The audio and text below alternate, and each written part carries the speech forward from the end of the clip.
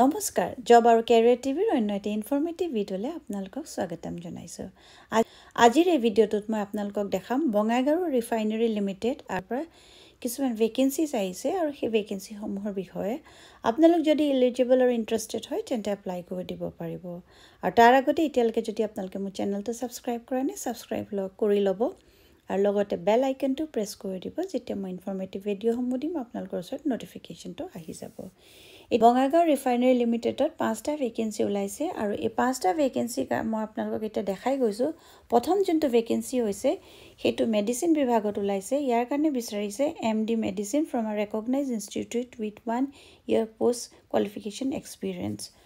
Second যোনটো ওলাইছে অপথেলমলজিষ্ট ওলাইছে। ইয়াৰ কাৰণে MS অপথেলমলজিষ্ট বিচাৰিছে from a recognise institute with minimum 1 year post qualification experience. Third যোনটো পোষ্ট আছে সেইটো ডেণ্টিষ্ট হয় আৰু ইয়াৰ কাৰণে বিচাৰিছে bachelors in degree dental surgery.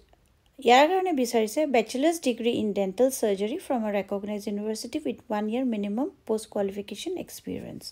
আৰু ফ'ৰ্থ যোনটো পোষ্ট হয় সেইটো হৈছে চাৰ্জনৰ কাৰণে বিচাৰিছে MA জেনেৰেল চাৰ্জাৰী একে এবছৰৰ এক্সপিৰিয়েঞ্চ বিচাৰিছে পোষ্ট কোৱালিফিকেশ্যন।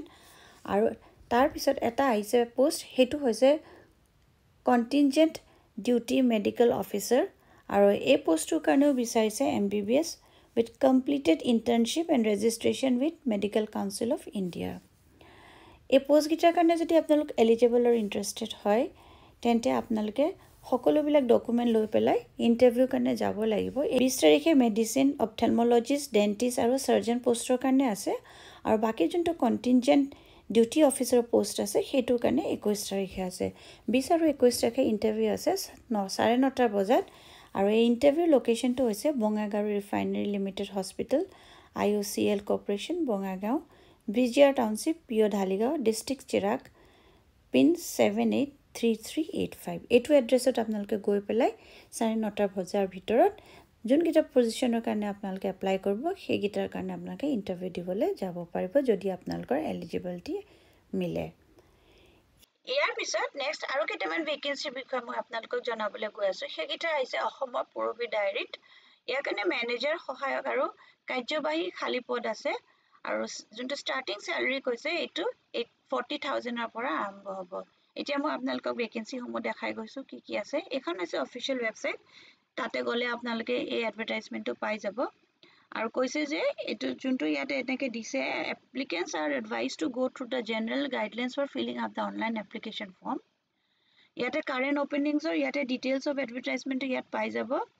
এইটো মই এবাৰ আপোনালোকক খুলি দেখাই দিছোঁ। মই এতিয়া আপোনালোকক বাকী গোটেই ডিটেইলছখিনি দেখাই যাওঁ কি কি পজিশ্যন আছে। ইয়াতে আহিছে মেনেজাৰ আহিছে, ডেপুটি মেনেজাৰ গুৱাহাটী লোকেশ্যনৰ কাৰণে হয়। Online submission of application in prescribe format available at এইটো এড্ৰেছত আপোনালোকে পাই যাব। এইটো অনলাইনৰ 13 তাৰিখৰ পৰা এপ্লিকেশ্যন প্ৰচেছটো ষ্টাৰ্ট হৈছে আৰু লাষ্ট ডেট হ'ব 2 ডিচেম্বৰলৈকে। তাৰপিছতে আৰু আছে এটা পজিশ্যন, সেইটো হৈছে ছিনিয়ৰ এক্সিকিউটিভ বা এক্সিকিউটিভ আৰু তাৰপিছতে এছিষ্টেণ্টৰ পোষ্ট আছে, ডেপুটি মেনেজাৰ ছিনিয়ৰ এছিষ্টেণ্ট, তাৰপিছত ডেপুটি মেনেজাৰ ছিনিয়ৰ এক্সিকিউটিভৰ পোষ্ট আছে, শিলচৰ লোকেশ্যনত আছে আৰু এক্সিকিউটিভৰ পোষ্ট আছে। এইকেইটা হৈছে টোটেল পোষ্ট। এইখন হৈছে এডভাৰটাইজমেণ্টখন। এইখন আপোনালোকে এবাৰ চাই ল'ব আৰু ইয়াতে ডিটেইলছখিনি দিয়া আছে। আপোনালোকৰ যোনটো মেনেজাৰ বা ডেপুটি মেনেজাৰ যোনটো পোষ্ট আছে তাৰ কাৰণে ফুল টাইম MBA বিচাৰিছে, মিনিমাম 15 বছৰ এক্সপিৰিয়েঞ্চ বিচাৰিছে এণ্ড মিনিমাম 15 বছৰ experience in any industry along with 8 year full time experience বিচাৰিছে, মিনিমাম 10 yearsৰ এক্সপিৰিয়েঞ্চ বা মিনিমাম 10 yearsৰ এক্সপিৰিয়েঞ্চ। গুৱাহাটী লোকেশ্যনৰ কাৰণে আছে আৰু ইয়াতে চেলাৰী যোনটো কৈছে CTC কষ্ট টু কোম্পানী 11 লাখৰ পৰা 17 লাখ টকা হ'ব। এজ 40 yearsতকৈ কম হ'ব নালাগিব আৰু 45তকৈ বেছি হ'ব নালাগিব। এজ অফ 1 জানুৱাৰী ৰিলেক্সেশ্যনসমূহ থাকিব, যোনখিনি গভৰ্ণমেণ্টৰ হিচাপত থাকে সেই হিচাপে আপোনালোকে ৰিলেক্সেশ্যনসমূহ পাব। আৰু বাকী এইখিনি টাৰ্মছ এণ্ড কণ্ডিশ্যনছ হয়, এইখিনি এবাৰ আপোনালোকে চাই ল'ব।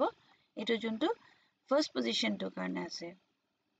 তেনেকৈ এতিয়া ছেকেণ্ড যোনটো পজিশ্যন আছে সেইটোৰ কাৰণে মই আপোনালোকক দেখাই দিছোঁ। এইটো ছিনিয়ৰ এক্সিকিউটিভ আৰু এক্সিকিউটিভৰ পজিশ্যন হয়, গুৱাহাটী লোকেশ্যনতে পোষ্টিং আছে। ইয়াৰ কাৰণে যোনটো কোৱালিফিকেশ্যন বিচাৰিছে full time post graduate degree diploma in business administration বা মাৰ্কেটিং ফ্ৰম ৰেপুটেড ইনষ্টিটিউট বা ইউনিভাৰ্চিটি। 5 বছৰৰ এক্সপিৰিয়েঞ্চ হ'লে প্ৰেফাৰেন্স দিব লজিষ্টিক কোম্পানীত বা ডায়েৰী এফএমজি ৰিটেইল মেনুফেকচাৰিং এনেকুৱা ধৰণৰ আৰু কম্পিউটাৰ স্কিল হ'ব লাগিব বুলি কৈছে ইণ্টাৰনেট ERP MS অফিচ এনেকুৱা ধৰণৰ লোকেশনটো গুৱাহাটীত হ'ব এজ লিমিট 40 ইয়াৰ্ছৰ ভিতৰত আপোনালোকে এপ্লাই কৰিব লাগিব 3 বছৰ এজ ৰিলেক্সেশ্যন দিব যদি এক্সপিৰিয়েন্স কেণ্ডিডেট হয় স্যালাৰি 8 লাখৰ পৰা 10 লাখ টকা CTC per annum আৰু এইখিনি ৰেসপন্সিবিলিটি হয় এইখিনি এবাৰ আপোনালোকে চাই ল'ব বাকি ডিটেইলছখিনি মেনশন কৰা আছে এইখিনি মই গুটিখিনি কৈ নিদো এইখিনি আপোনালোকে এবাৰ নিজে পঢ়ি চাই ল'ব পাৰিব থাৰ্ড যোনটো পোষ্ট ওলাইছে সেইটো assistant logistic and assistant inventory মেনেজমেন্টৰ কাৰণে হয় এটা ফুল টাইম গ্ৰেজুৱেট বিচাৰিছে ইন এনি ডিসিপ্লিন মিনিমাম 3 বছৰৰ এক্সপিৰিয়েন্স কৈছে in warehousing stores inventory management or logistic ইয়াতে গুৱাহাটীত হ'ব চাকৰিটো আৰু 35 বছৰৰ মানে হ'ব নালাগিব ম্যাক্সিমাম কৈছে 35 ইয়াৰ্ছৰ ভিতৰত আপোনালোকে এপ্লাই কৰিব লাগিব ইয়াতে যোনটো CTC কৈছে 4.5 ৰ পৰা 6.5 lakhs per annum আৰু এইখিনি আপোনালোকে এবাৰ মেইন ৰেসপন্সিবিলিটিজ মেখিনি মেনশন কৰি দিছে কি কাম হ'ব আপোনালোকে সেই হিচাপে নিজৰ যদি প্ৰফাইলটো মিলে তেতিয়া এপ্লাই কৰি দিব পাৰিব বাকি এইখিনি ডিটেইলছ এবাৰ আপোনালোকে চাই ল'ব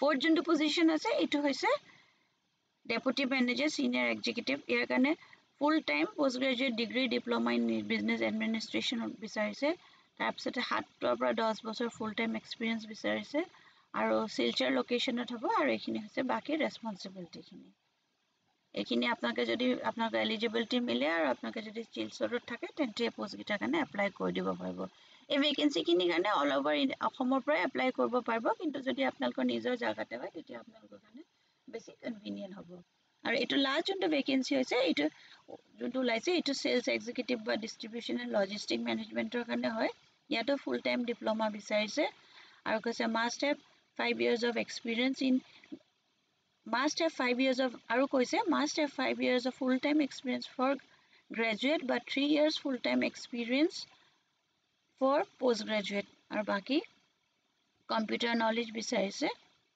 শিলচৰ যোৰহাটৰ কাৰণে ইয়াত পোষ্টিং আছে 33 years লৈকে ভিতৰত আপোনালোকে এপ্লাই কৰিব পাৰিব আৰু 8.5 ৰ পৰা 10 lakhs টকা CTC per annum যদি আপোনালোক এলিজিবল আৰু ইন্টাৰেস্টেড হয় তেতিয়া অনলাইন আপোনালোকে যোনটো পোৰ্টেল আছে তাতে গৈ পেলাই এপ্লাই কৰি দিব পাৰিব পোষ্টসমূহৰ কাৰণে এইখিনি এবাৰ জেনাৰেল টাৰ্মছ এণ্ড কণ্ডিশনছখিনি আপোনালোকে চাই ল'ব আৰু তাৰপিছতে ইয়াতে এপ্লাই নাও কৰি পেলাই আপোনালোকে যাই এপ্লাই নাও কৰি প্ৰথমতে ৰেজিষ্টাৰ কৰিব লাগিব যিহেতু মই এতিয়া ৰেজিষ্টাৰ কৰা নাই সেইকাৰণে গৈ পেলাই আপোনালোকে ৰেজিষ্টাৰ কৰি পেলাই এইখিনি এনেকে ভৰাই পেলাই আপোনালোকে এপ্লাই কৰিব পাৰিব এইটো ভিডিঅ'ত মই জনাবলগীয়া ইমানেই আছিলে যদি আপোনালোকে এই চাকৰিসমূহৰ কাৰণে এলিজিবল আৰু ইন্টাৰেস্টেড হয় তেন্তে এপ্লাই কৰি দিব পাৰিব আৰু যদি ভিডিঅ'টো চাই ভাল পালে তেন্তে লাইক এটা কৰি দিব আৰু ফ্ৰেণ্ডছ আৰু ফ্যামিলিৰ মাজতো শ্বেয়াৰ কৰি দিব আকৌ এটা নতুন ভিডিঅ' লৈ লগ পাম ধন্যবাদ